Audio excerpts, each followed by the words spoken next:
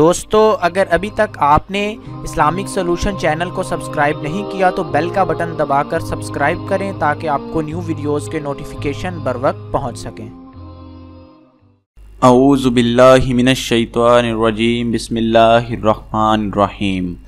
YouTube کے Islamic solution channel میں تمام دوستوں کو خوش آمدید کہتے ہیں۔ دوستو آپ کے سامنے موجود بیل کے بٹن کو پریس کر کے آپ برائے مہربانی اسلامک سولوشن چینل کو سبسکرائب کر لیں تاکہ آپ کو فیوچر میں آنے والی ویڈیوز وقت پر مل جائیں۔ دوستو ہمارا آج کا ٹاپک انتہائی پیچیدہ اور انتہائی اہم ہے۔ آج ہم آپ کو خوابوں کی تعبیر کے بارے میں معلومات فراہم کرنے جا رہے ہیں۔ بہت سے دوست ہمارے پاس اپنے خواب لے کر آتے ہیں اور ہمارے سے ان کی تعبیر پوچھتے ہیں۔ ہم ان کو بارہا بتاتے ہیں کہ خواب کی تعبیر ایک علم ہے اور یہ علم اللہ والوں کے پاس ہوتا ہے اور اللہ کے بہت ہی برگزیدہ بندوں کے پاس یہ علم ہوتا ہے، اور آج کے دور کے اندر اونٹ کے منہ میں زیرے کے برابر وہ لوگ ہیں جن کے پاس یہ علم ہے۔ اس لیے کم از کم ہم خوابوں کی تعبیر خود سے بتا کر آپ کو گمراہ نہیں کرنا چاہتے۔ ہم آپ کو حوالہ دیتے ہیں اسلام کی خوابوں کی تعبیر کی ایک بہت ہی اہم اور سب سے جامع اور بڑی کتاب جس کا نام ہے ابن سیرین نے جو کتاب لکھی ہے، اس کتاب کا۔ آپ کے خواب جو بھی ہیں آپ وہاں جا کر ان کی تعبیر اس کتاب میں سے معلوم کر سکتے ہیں۔ آج ہم آپ کو اسی کتاب میں سے ایک ایسے خواب کا احوال بتائیں گے کہ جس شخص کو وہ خواب آ جائے تو اس کی موت ہونے والی ہوتی ہے۔ دوستو ابن سیرین اپنی کتاب میں لکھتے ہیں کہ ایک شخص کو اگر یہ خواب آئے کہ وہ شخص منبر پر بیٹھ رہا ہے، منبر یعنی جو مسجد کے اندر وعظ کے لیے جگہ ہوتی ہے اس پر بیٹھ رہا ہے، تو اگر یہ خواب کسی نیک شخص کو دکھائی دیتا ہے تو اس کا مطلب یہ ہے کہ اللہ پاک اسے انتہائی بلند اور اعلیٰ کوئی مقام یا مرتبہ عطا فرمانے والا ہے۔ اس مرتبے سے مراد حکومتی مرتبہ بھی ہو سکتا ہے یا اس مرتبے سے مراد دوسرا کوئی دنیاوی مرتبہ یا کوئی دینی مرتبہ، یا اللہ پاک اس کو اس قدر علم عطا فرمانے والا ہے کہ جو اسے بہت ہی ممتاز کر دے گا۔ اور اگر یہی سیم خواب کسی گناہگار شخص کو، کسی ایسے شخص کو آ جائے جو گناہوں میں لتھڑا ہو، جو کہ اللہ کا نافرمان ہو، تو اس خواب کی تعبیر یہ ہوگی کہ وہ شخص اس کو جلد اس کی موت جو ہے وہ ظاہر ہونے والی ہے، یا اس کو پھانسی دی جانے والی ہے، یا اس کو کسی اور سزا کے تحت موت کے گھاٹ اتارا جانے والا ہے۔ یہ ایک خواب ہے دوستو، لیکن اس کی تعبیر مختلف ہے۔ اسی لیے کہا جاتا ہے کہ ہمیں خود سے اندازے نہیں لگانے چاہیے اور نہ ہی کسی ایسے شخص کو خوابوں کی تعبیر کرنی چاہیے جس کے پاس یہ پراپر علم موجود نہیں ہے۔ صحابہ کرام رسول اللہ صلی اللہ علیہ وآلہ وسلم کے پاس آیا کرتے تھے اور اپنے خوابوں کی تعبیر معلوم کیا کرتے تھے۔ کل 40 خواب ایسے ہیں جن کی تعبیر رسول اللہ صلی اللہ علیہ وآلہ وسلم کی احادیث کے اندر موجود ہے۔ اس کے علاوہ بہت سے خواب ایسے ہیں جن کی تعبیر ابن سیرین جیسی کتابوں کے اندر موجود ہے۔ تمام مسلمان ان کی طرف رجوع کر سکتے ہیں، ان کتابوں سے اپنے خوابوں کی تعبیر معلوم کر سکتے ہیں۔ اس کے علاوہ دوستو اللہ پاک خوابوں میں ہمیں اشارے دیتا ہے۔ ابھی ہم سے پوچھا جاتا ہے کہ رات کے کس پہر میں دیکھے گئے خواب سچے ہوتے ہیں۔ اس پر ہم نے بہت ہی ڈیٹیل سے ایک بار ویڈیو بھی بنائی تھی۔ اس کے اندر میں آپ کو بتا دیتا ہوں کہ رات کے کس پہر میں دیکھے گئے خواب سچے ہوتے ہیں اور کس میں دیکھے گئے جھوٹے ہوتے ہیں۔ ایک بھائی نے ہمیں بتایا، ان کا کہنا تھا کہ شاید فجر سے پہلے یا تہجد کے وقت دیکھے گئے خواب سچے ہوتے ہیں، حالانکہ ایسا بالکل نہیں ہے۔ رات کے کسی بھی پہر دیکھے گئے خواب سچے نہیں ہوتے اور نہ ہی وہ جھوٹے ہوتے ہیں۔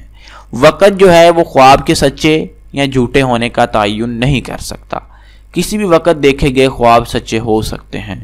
ہو سکتا ہے کہ آپ یا میں دن کے وقت کوئی خواب دیکھیں تو ہو سکتا ہے وہ سچا ہو جائے۔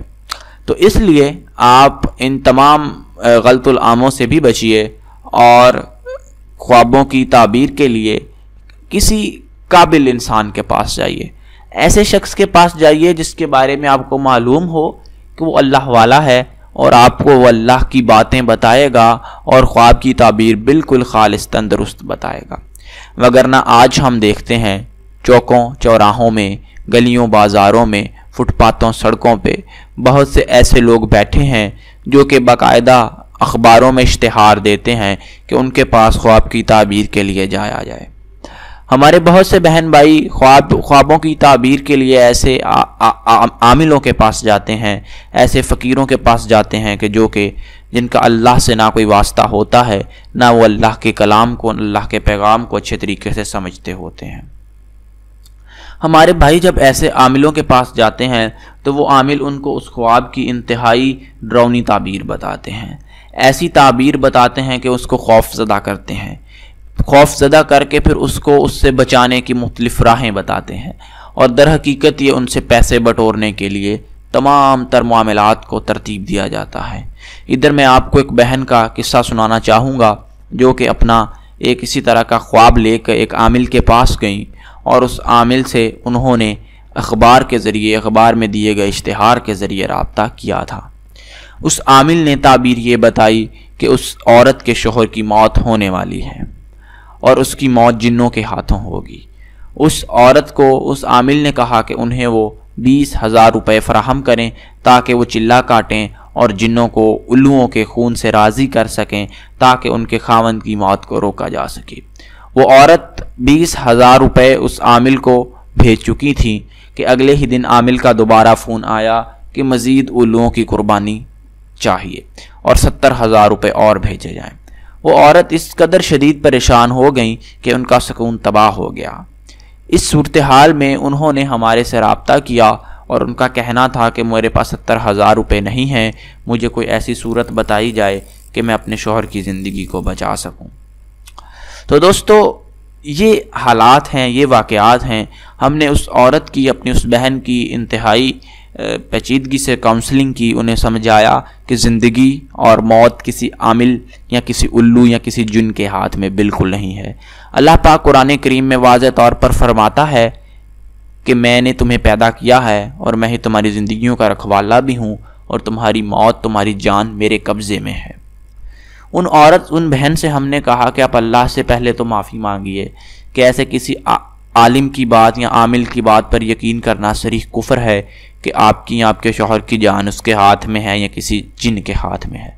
आप इस कुफ्र पर अल्लाह से माफ़ी मांगिए, अल्लाह के सामने गिड़गिड़ाइए और उसके बाद उस आमिल की सरजनिश कीजिए, उसको बेइज्जत कीजिए और उसको 1 रुपया भी आप नहीं दीजिए।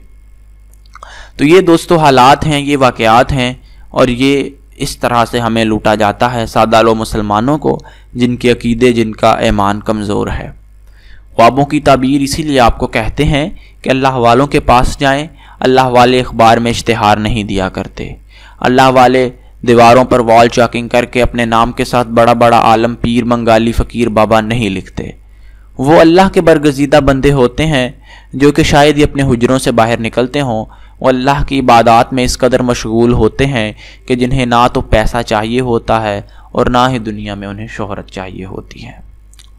इसलिए आखिर पर फिर आपसे यही कहूँगा कि आप अपने मामलात के लिए सिर्फ़ अल्लाह वालों के पास रुजू कीजिए, कुरान से अपने मसाइल का हल तलाश कीजिए, अहादीस से अपने मसलों का हल तलाश कीजिए। इसके अलावा कोई चीज़ ऐसी नहीं है जहाँ से हमारे मसाइल हल हो सकते हैं।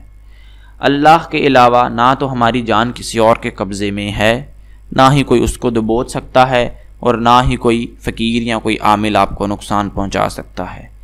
पीछे बयान किए गए तमाम वाक़यात और तमाम उस किताब का नाम इब्ने सीरीन की जो किताब है उससे आप उसको ज़रूर ख़रीद लीजिए या उसका PDF इंटरनेट पर मौजूद है।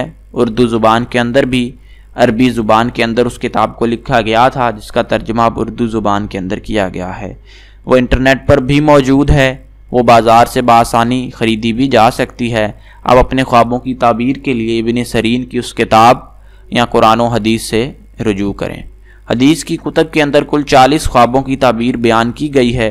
اس کے علاوہ آپ ابن سیرین سے تعبیر معلوم کر سکتے ہیں یا آپ اللہ کے برگزیدہ بندوں کی طرف رجوع کر سکتے ہیں۔ اس کے علاوہ آپ کے پاس کوئی تیسرا راستہ نہیں ہے۔ اپنی حفاظت کیجیے، اپنے ایمان کی بھی، اور کسی بھی بے ایمان کی باتوں میں پھنسنے سے گریز کیجیے۔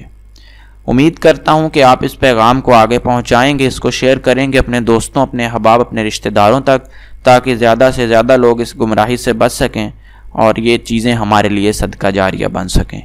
ایک نئی ویڈیو میں ایک نئے پیغام کے ساتھ آپ کے سامنے حاضر ہوں گا، تب تک کے لیے ہمیں اجازت دیجیے۔ اللہ حافظ۔